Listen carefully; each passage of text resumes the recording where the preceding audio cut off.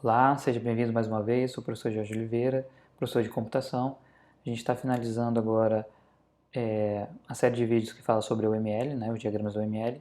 A gente está falando sobre os diagramas estruturais e no vídeo de hoje a gente vai finalizar os 3 diagramas restantes, que são os diagramas de objeto, os diagramas de perfil e diagrama de estrutura composta. Esses 3 diagramas eles não são tão usuais, a gente vai passar bem rápido por eles também, só para a gente saber identificar eles e quando é que eles são empregados no dia a dia do desenvolvimento de software, tá bom?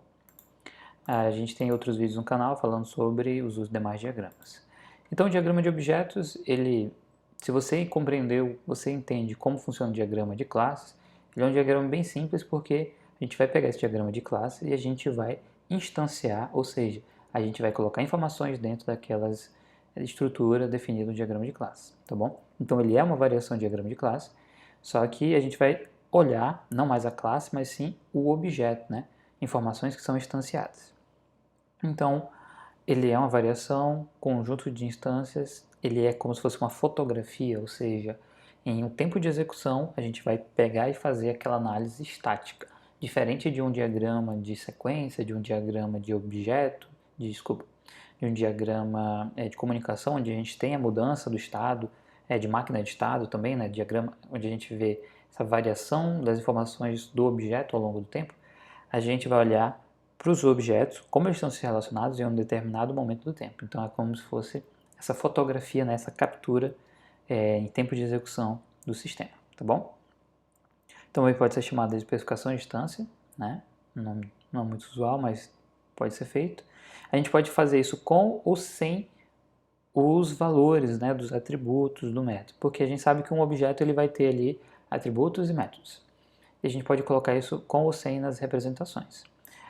Os elementos que a gente vai utilizar são o objeto representado pela essa caixinha e a gente vai ter ali uma instância, né, a identificação dele através desse elemento aqui identificador, né? Então essa primeira parte aqui a gente tem a identificação do objeto, a gente dá o nome que a gente quiser para o objeto, e aqui a segunda parte é a classe que gerou esse objeto. Então a gente tem uma classe chamada jogador humano, e essa classe jogador humano, ela pode gerar vários objetos. Um objeto é o jogue2, tá bom?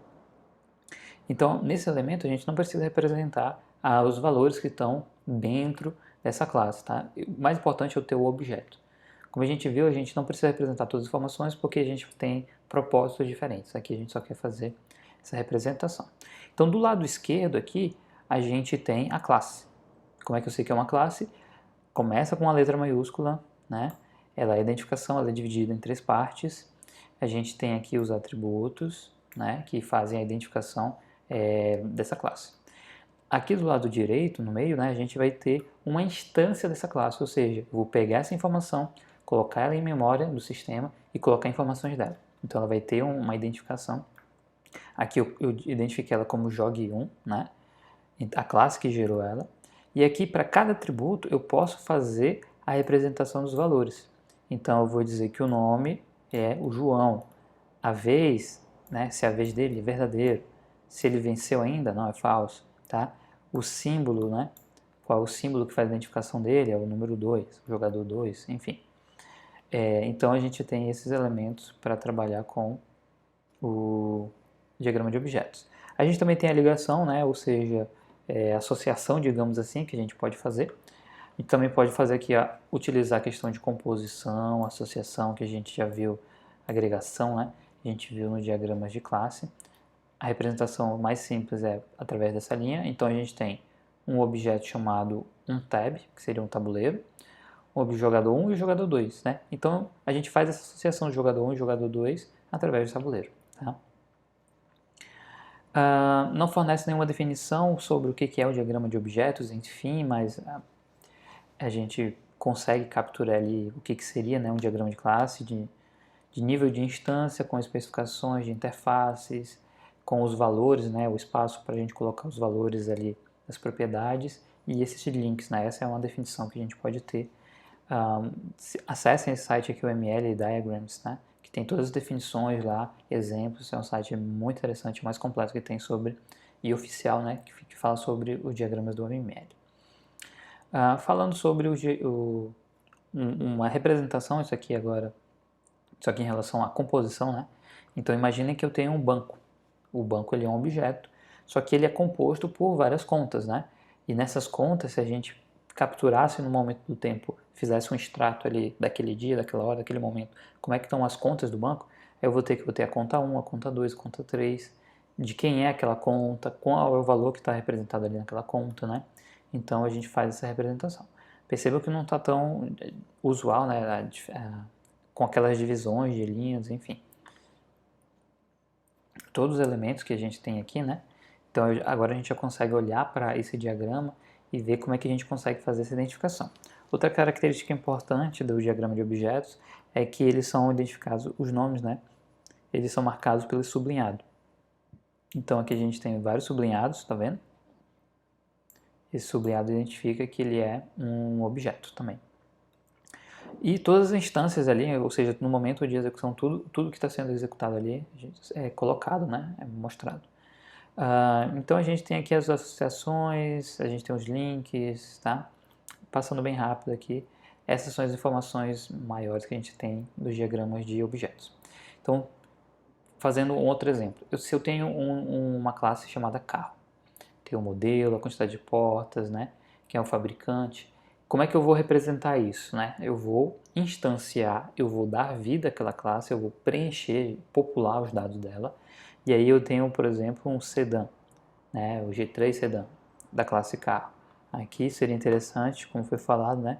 A gente fazer esse sublinhado aqui para identificar. O modelo sedã, quantidade de portas, 4, né? O fabricante. E a gente poderia fazer isso para carros Ferrari, Celta, Fusca, enfim, vários carros. A gente ia ter vários objetos, várias instâncias. Então imagine uma concessionária e lá ela tem todos esses objetos, né?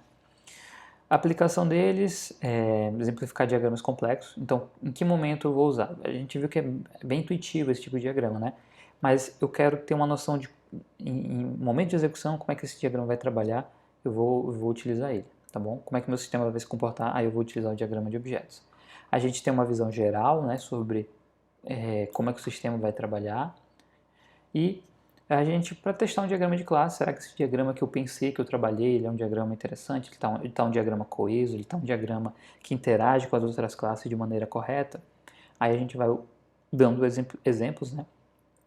Populando ali, a gente consegue trabalhar esse diagrama, tá certo? Mas ele não é tão usado como o diagrama de classes. De longe, o diagrama de classes, dentro dos diagramas estruturais, ele é o mais utilizado, com certeza. Então, se eu tenho uma pessoa, um exemplo seria eu dar um nome, uma identificação para essa pessoa, colocar a idade, o CPF dela. Isso é um diagrama de objetos. Isso daqui aqui é um diagrama de classe, aqui é um diagrama de objetos. Então, eles são parecidos, né, digamos assim, de certa maneira, mas o diagrama de objeto, como o próprio nome diz, ele é um objeto quando ele está em memória do sistema, quando ele está em funcionamento. Aqui algumas referências, tá bom? Acessem aí, verifiquem os vídeos, né, para mais informações.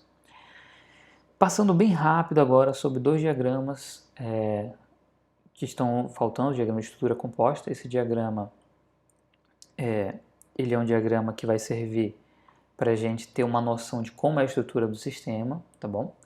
E como é o comportamento e a colaboração de pedaços do sistema, como é que eles contribuem, como é que eles se juntam para atingir um objetivo em comum, né? Então essa é a maior vantagem desse diagrama, eu mostrar como é que a gente vai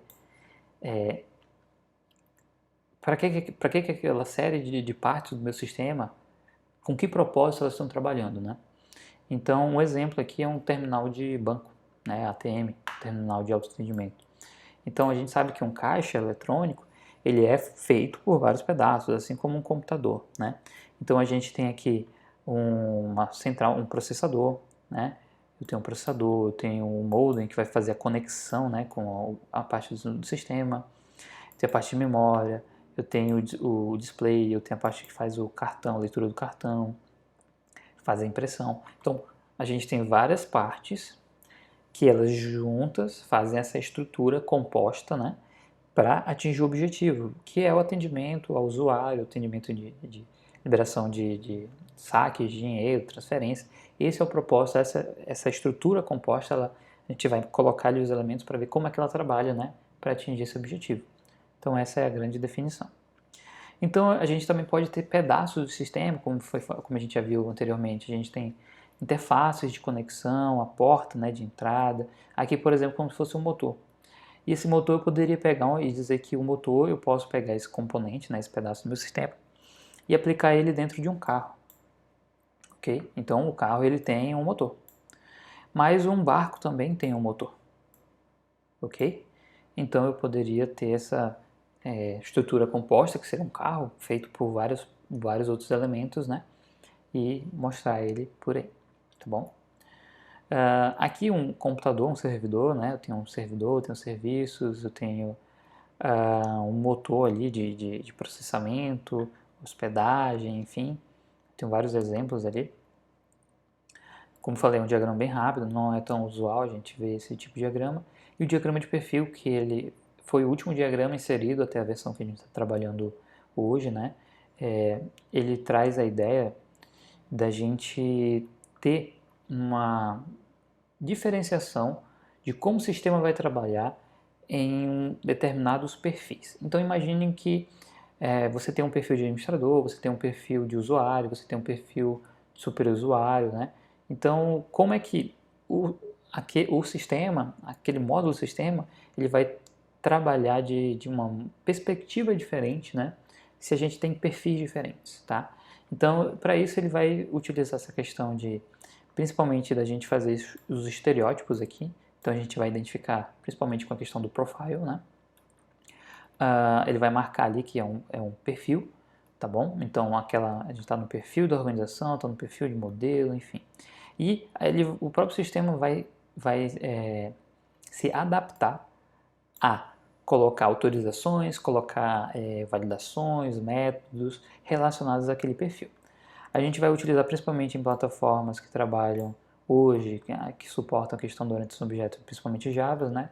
E domínios aqui como modelagens de negócios.